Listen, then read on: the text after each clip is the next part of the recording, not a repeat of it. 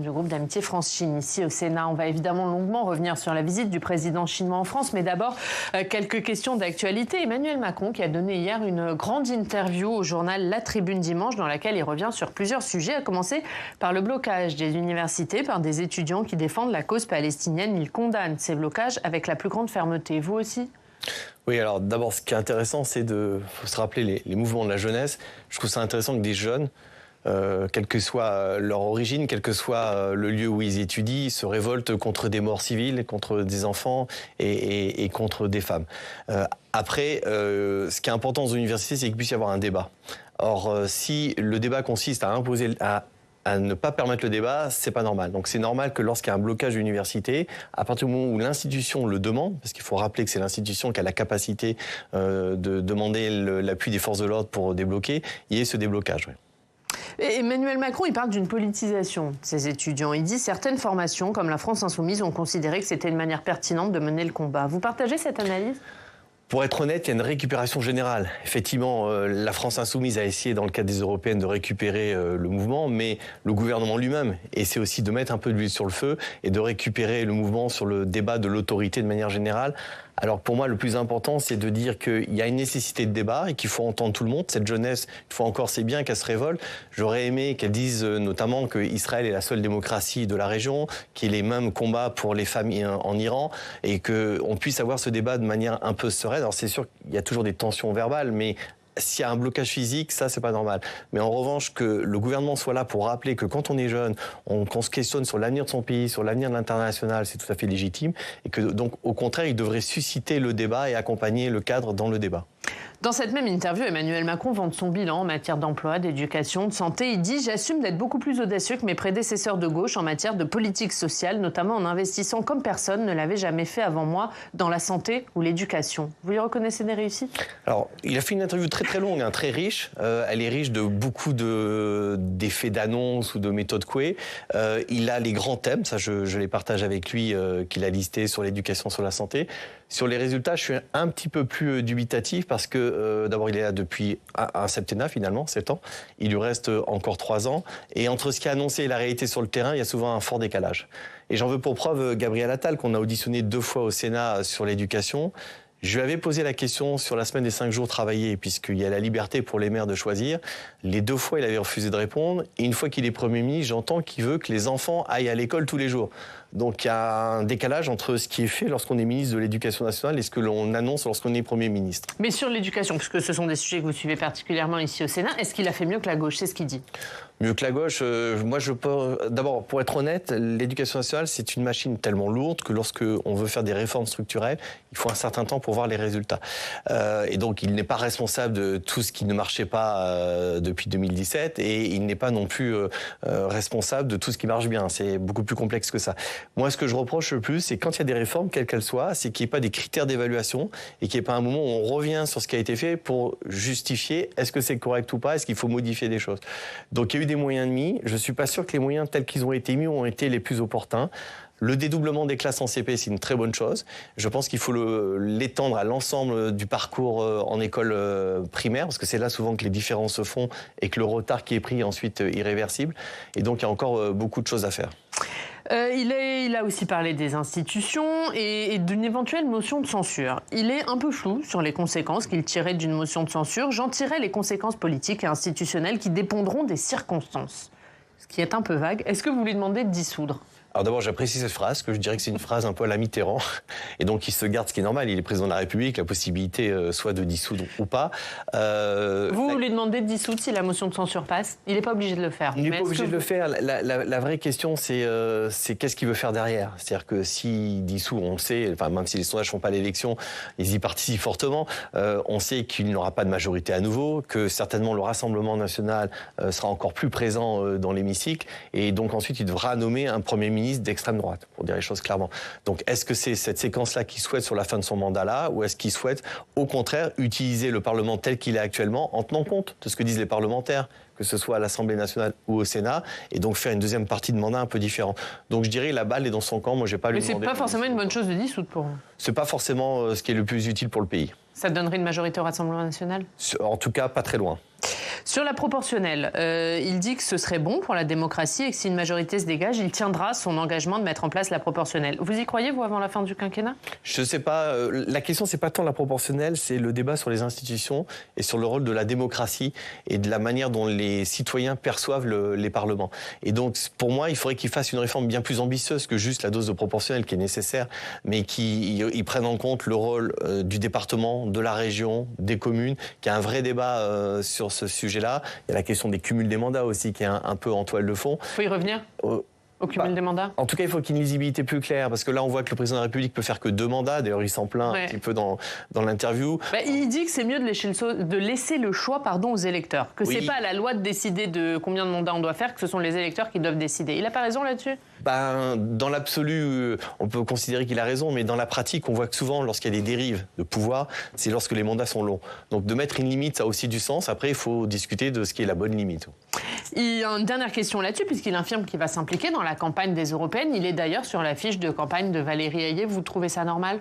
D'abord, on est à 1 mois des élections européennes, donc s'il veut s'impliquer, il faudrait qu'il le fasse au-delà du discours d'1h50 qu'il a prononcé. À partir du moment où il est proche de la liste qu'il a créée, c'est normal qu'il s'implique, mais attention, il ne faut pas qu'il utilise les moyens de l'État. Et donc là, il faudra vraiment être très très vigilant. Mais qu'il soit sur l'affiche, c'est pas forcément un problème pour vous? Il y a le côté déontologique. En termes d'efficacité, je ne suis pas sûr que ce soit efficace pour la liste Renaissance. Alors, on va parler du chef de l'État, puisqu'il accueille aujourd'hui Xi Jinping, arrivé en France hier pour une visite d'État de 2 jours. Vous suivez particulièrement ces questions. Vous êtes membre du groupe France-Chine ici au Sénat. On va faire le point avec Quentin Calmet.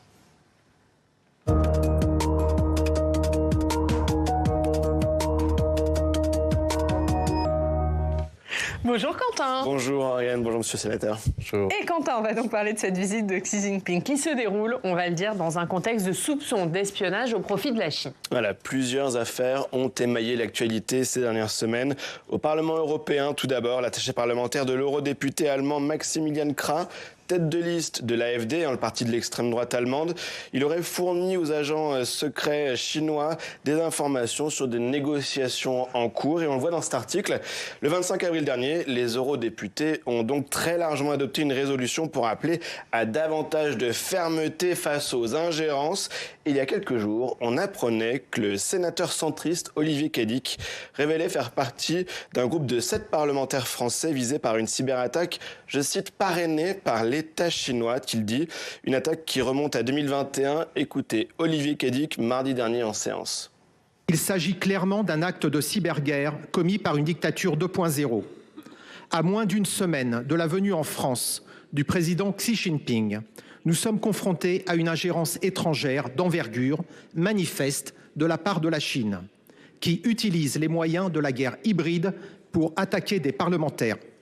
Le gouvernement, en réponse, a assuré être vigilant, mais a refusé pour l'heure d'attribuer publiquement l'origine des attaques. Dernière révélation en date, Quentin, l'émission Envoyé spécial a révélé la semaine dernière que la police chinoise opérait en France contre ces dissidents. Oui, reportage envoyé spécial diffusé jeudi dernier sur France 2. Il prouve l'existence en région parisienne de l'une des antennes, effectivement, de l'État chinois qui harcèle et force le rapatriement de ressortissants chinois. C'est ce qu'on a lu dans cet article qui résume sur France Info. Les équipes de France Télé qui ont pu filmer l'arrestation d'un opposant au régime, raccompagné jusqu'à l'aéroport Roissy-Charles de Gaulle, où il a réussi à s'enfuir. La séquence est édifiante. Autre sujet majeur, ce sont les atteintes aux droits de l'homme. 2 manifestations se tenaient d'ailleurs hier à Paris. Oui, voilà, on va voir quelques images. Place de la Madeleine, les manifestants dénonçaient les conditions de traitement des Ouïghours, cette minorité musulmane du nord-ouest de la Chine, persécutée par le régime de Berlin. Et là, vous voyez, place de la République, c'était... De Pékin. De Pékin. Oui. Place de la République, vous voyez, c'était des manifestants qui étaient réunis en soutien aux Tibétains. Écoutez un témoignage sur place. La situation du Tibet est toujours d'actualité, malheureusement. On aimerait que Monsieur le Président aborde le sujet des droits de l'homme. Les droits de l'homme qui sont bafoués au Tibet. Mais qu'est-ce qu'ils vont en parler? On aimerait qu'ils parlent aussi des autres peuples opprimés. Par exemple, les Ouïghours, eux aussi, qui sont opprimés par le gouvernement chinois. On aimerait qu'ils abordent ce sujet et que le Président n'ait pas peur de prendre position et qu'il soit du bon côté de l'histoire. Voilà, on voit tous ces éléments, toutes ces informations. La France et au-delà même l'Union européenne est-elle naïve face à la Chine? En tout cas, il ne faut surtout pas l'être. Et les faits que vous dénoncez, ils sont déjà connus. On a eu aussi le moment des élections aux États-Unis. On a même les Américains, nos amis américains, qui eux-mêmes ont de temps en temps écouté le téléphone présidentiel. Donc effectivement, c'est regrettable, il faut le dénoncer. Et puis surtout, il faut ne pas être naïf et prendre les mesures, y compris techniques et technologiques, pour s'en prémunir au maximum. Vous avez vu ce qu'a dit Olivier Cadic en séance la semaine dernière, ces parlementaires qui seraient comme cela visés, au moins 7 au Parlement français. Ça vous a impressionné lorsqu'il a pris la parole la semaine dernière? Oui, parce que j'avais juste vu le titre, donc je ne connaissais pas la nature de la question. On a un sénateur du groupe qui fait partie, Bernard Jomier, et donc j'ai pas pu lui poser la question directement parce que lui n'était pas présent mardi. Donc c'était un peu une surprise. Après, je vois dans les pratiques, il y a des applications que certains parlementaires ont sur leur téléphone dont on sait qu'elles sont totalement ouvertes sur le monde. TikTok, notamment? TikTok, même WhatsApp, qui est très utilisé. C'est une des applications les moins sûres. Est-ce qu'il faut interdire TikTok, par exemple? C'est une question que le Sénat avait posée. Alors c'est compliqué parce qu'en même temps c'est un réseau sur lequel il y a beaucoup d'échanges, donc c'est normal qu'un parlementaire puisse vouloir avoir accès à ce réseau-là, mais il faut l'appli est déjà interdite, pour les fonctionnaires européens et les fonctionnaires américains depuis déjà 2 ans. Il faudra peut-être 2 téléphones, le téléphone pour regarder les réseaux et puis le téléphone pour travailler. Donc ça demandera peut-être des pratiques, changer ces pratiques, mais il faut surtout pas tout mettre de manière naïve. Vous savez, lorsqu'on va voir aussi nos amis israéliens, il est conseillé de pas partir avec son téléphone ou son téléphone portable ou son ordinateur portable. Donc voilà, donc je veux dire, ces pratiques, elles sont connues. Lorsqu'on est une cible potentielle, il faut redoubler de précautions. Et alors juste un dernier mot sur ce qu'on a entendu, le fait que le gouvernement ne veuille pas attribuer ces écoutes ou ces attaques, comme on l'a entendu la semaine dernière par la porte-parole du gouvernement, qu'est-ce que ça vous évoque? Écoutez, ça m'a évoqué une réponse à la chinoise. C'est-à-dire que je pense qu'ils savent des choses, je pense qu'ils font des choses, mais c'était compliqué publiquement peut-être de tout mettre sur la table, ce qui n'empêche pas, c'était normal de la part du sénateur d'interpeller le gouvernement et d'être vigilant sur la question. Mais voilà, donc c'est vrai que la réponse était un peu en décalage par rapport à la question. Oui. Alors on en vient à la position d'Emmanuel Macron, qui reçoit Xi Jinping pour 2 jours.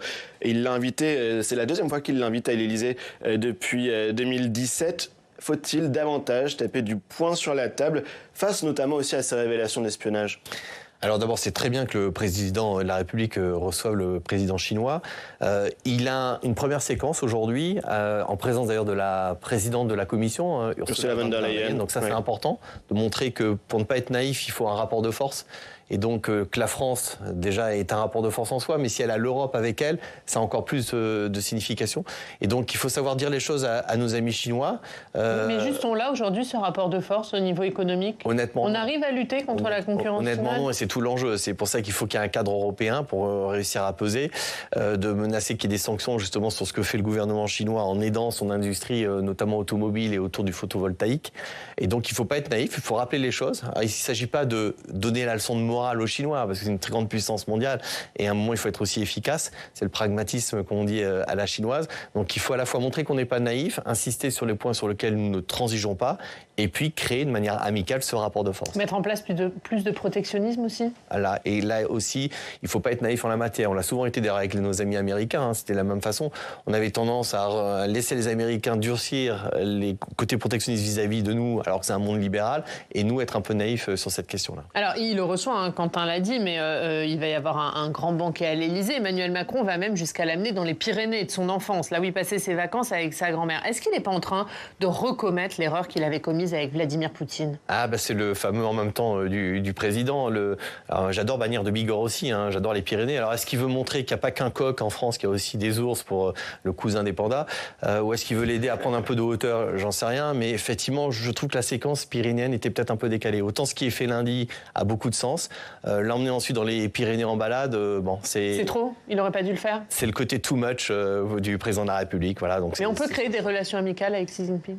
Alors, si le but d'amener quelqu'un dans les Pyrénées, c'est créer des relations amicales, ça marche en général. Je ne suis pas sûr que ce soit optimal avec un président chinois. Quentin. Il y a le dossier aussi des droits de l'homme, on l'évoquait dans la chronique, entre le sort des Ouïghours et celui du Tibet. Faut-il que, là encore, le président de la République évoque ces sujets et qu'on attende quelque chose de cette visite? Alors ne pas les évoquer, ce serait une erreur manifeste. Donc je pense qu'il le fera. Après, on attend quelque chose. Là encore, on parle à un acteur qui se bat avec les États-Unis pour être le leader mondial. Et donc, ils ont une politique très directe là-dessus. Donc là encore, il faut montrer qu'on n'est pas naïf. Mais honnêtement, je ne pense pas que ça va changer du jour au lendemain parce que le président de la République français en aura parlé au président chinois. Mais sur la manière de les évoquer, parce qu'hier, dans la tribune dimanche, Emmanuel Macron, il dit sur la question des valeurs, des droits de l'homme, les désaccords que l'on peut avoir, on les évoque plutôt derrière des portes closes. Vous partagez cette méthode ? Oui. Oui, parce que c'est son rôle en tant que président de la République. Après, que les associations se mobilisent, comme c'est fait aujourd'hui, c'est très bien. Que d'autres parlementaires se mobilisent, c'est très bien. Que la tête de liste aux élections européennes, Raphaël Glucksmann, pour le Parti socialiste et Place Publique, les évoque parce que ça fait partie de son combat aussi sur les Ouïghours, c'est très bien. Mais le rôle du président de la République, c'est d'essayer de faire passer ces messages de manière un peu plus feutrée, mais avec fermeté vis-à-vis du président chinois. Et surtout lui rappeler qu'on compte aussi beaucoup sur la Chine pour jouer ce rôle de médiateur, parce que pour eux c'est important, et d'équilibre dans le monde. Ouais, un dernier mot sur les ingérences étrangères. Il y a les élections européennes qui approchent, il y aura les JO ensuite. On sait que les socialistes ont demandé une nouvelle commission d'enquête récemment par Rachid Temal qui va être rapporteur de cette commission d'enquête. Vous avez des inquiétudes fortes sur ces échéances à cause de ces ingérences qui sont à la fois russes et chinoises notamment. Exactement, et puis on peut même rajouter les ingérences françaises parce que sous prétexte de sécurité qui est nécessaire, on voit aussi le gouvernement français tester des choses en termes de liberté publique qui pourraient être utilisées dans d'autres cadres au détriment de la liberté des citoyens. Donc il faudra être très très vigilant sur toute cette période-là, et donc ça vaut le coup, et je pense que c'est le rôle du Sénat d'avoir une commission d'enquête sur ce qui s'est passé. Sur les relations diplomatiques entre la France et la Chine, comment vous les qualifiez aujourd'hui ? Alors elles sont complexes, elles sont d'abord, on est le premier pays occidental à avoir reconnu la Chine, donc ça compte beaucoup pour eux, ils s'inscrivent dans la durée. Oui, c'est l'anniversaire de cette reconnaissance. Exactement, c'est pour ça que d'ailleurs il fait l'effort de venir, parce que je vous rappelle que si vous regardez son parcours en Europe, il vient en France, et ensuite il va en Serbie et en Hongrie. On ne peut pas dire que ce sont deux pays qui sont moteurs de cette construction européenne démocratique et qui critiquent ce que fait Poutine en Ukraine. Donc c'est le message chinois du en même temps. C'est en même temps je viens voir la France, et en même temps je viens voir les partenaires qui sont beaucoup plus bienveillant avec Poutine. Donc c'est toute la complexité de cette relation-là. La Chine est devenue un acteur économique incontournable, et donc on ne peut pas leur faire des leçons de morale, et en même temps on a une histoire en commun en partie, donc il faut jouer là-dessus, et donc ça c'est tout à fait le rôle du président de la République. Vous, on l'a dit, vous êtes membre du groupe d'amitié France-Chine ici au Sénat. Quel rôle peut jouer la diplomatie parlementaire ? Alors, on a reçu l'ambassadeur en petit déjeuner il y a à peu près 3 semaines, un mois. Donc, on lui a fait passer ces messages-là. C'est-à-dire que nous, on peut se permettre, en tant que parlementaire, même si c'est dans un salon feutré du Sénat, faire passer des messages un petit peu plus durs. Voilà. Notamment sur le cognac, sur les spiritueux français que les Chinois menacent de taxer en représailles. Et on peut aussi, il y a un déplacement qui est prévu cette année là-bas, il y a une délégation chinoise qui viendra l'année prochaine. Donc on peut renforcer ces liens et faire passer ces messages-là, qui ensuite, l'ambassadeur chinois en France est quelqu'un vraiment du sérail, donc qui est très politisé, donc on sait que les informations remontent, on n'a pas besoin d'être espionné, et donc c'est l'occasion de faire passer les messages. La guerre en Ukraine aussi, évidemment, elle va jouer un rôle dans cette visite. Le président chinois, qui publie une tribune ce matin dans les colonnes du journal Le Figaro, dit « La Chine n'est pas partie prenante ou participante, mais nous avons toujours joué un rôle constructif pour favoriser un règlement pacifique ». Est-ce que la clé de la fin de cette guerre, elle est détenue par la Chine aujourd'hui ? En tout cas, une bonne partie sûrement, puisque ils sont très soucieux de cet équilibre mondial, parce qu'ils ont aussi des exigences par rapport à leur propre système économique, et ils n'ont pas intérêt à ce qu'il y ait une déstabilisation trop forte de l'équilibre. Et donc, ils veulent à la fois, effectivement, qu'il y ait un équilibre en Europe. Ils veulent aussi, évidemment, que la Russie puisse exister. Ils ne veulent pas que les Américains et l'OTAN prennent le dessus sur l'ensemble de l'Europe occidentale et qu'ils aillent vers la Russie. Donc voilà, je ne dis pas qu'ils profitent de la situation, mais ils essaient de réguler en fonction de leur propre intérêt, ce qui est le propre de toute grande nation. Merci Quentin, tout à l'heure. À tout à l'heure, Ariane, je reviens dans le club et on parlera effectivement du débat d'hier entre les 7 principales têtes de liste aux élections européennes. Ce sera à suivre dans le club. On va voir l'actualité dans votre département. Pour terminer, David Ross, on retrouve Teddy Vory, qui est le rédacteur en chef du Républicain de l'Essonne. Bonjour Teddy. Merci beaucoup d'être avec nous ce matin. Teddy, vous avez une question sur la mairie d'Orsay. David Ross, vous avez passé le flambeau. Alors oui, bonjour Monsieur le Sénateur, bonjour Oriane, bonjour à tous. Effectivement, Monsieur Ross, il y a une semaine seulement, votre successeur a été élu à la mairie d'Orsay, et la mairie d'Orsay, elle est vraiment un point essentiel de l'opération internationale Paris-Saclay, avec l'aménagement de la ZAC de Corbeville, qui fait le lien entre les deux opérations d'aménagement qui ont déjà débuté sur le secteur de l'EPAPS. Et cette ZAC de Corbeville, c'est 120 000 m² d'activité économique, plus de 40 000 m² pour un nouveau campus universitaire, le nouvel hôpital qui va être inauguré très prochainement. Et voilà, elle est essentielle, et j'imagine que voilà, à l'heure où son aménagement se poursuit, bien que vous ne soyez plus maire d'Orsay, que vous ayez laissé la main à Rémi Darmon, vous allez continuer à suivre ce sujet avec attention, et à ce que ce développement se fasse de manière harmonieuse, comme vous avez posé plusieurs contraintes, notamment écologiques, il y a quelques années, je crois en 2019, dans une délibération. Ça, c'est un point essentiel pour vous. Est-ce que malgré tout, malgré votre départ, que ce qui a été engagé puisse se poursuivre comme vous l'aviez souhaité? Alors d'abord, merci beaucoup pour la question, parce que 16 ans maire d'Orsay, forcément, ça me touche. Donc d'abord, j'ai dit, je pars, mais je reste parce que j'habite Orsay. Je salue Rémi Darmon et toute l'équipe municipale qui va continuer à œuvrer pour Orsay, et donc effectivement pour cette ZAC. C'est une ZAC, donc une zone d'activité concertée qui est extrêmement importante pour l'avenir d'Orsay, pour l'avenir du territoire, je dirais même pour l'avenir de la France, avec tout ce que vous avez évoqué.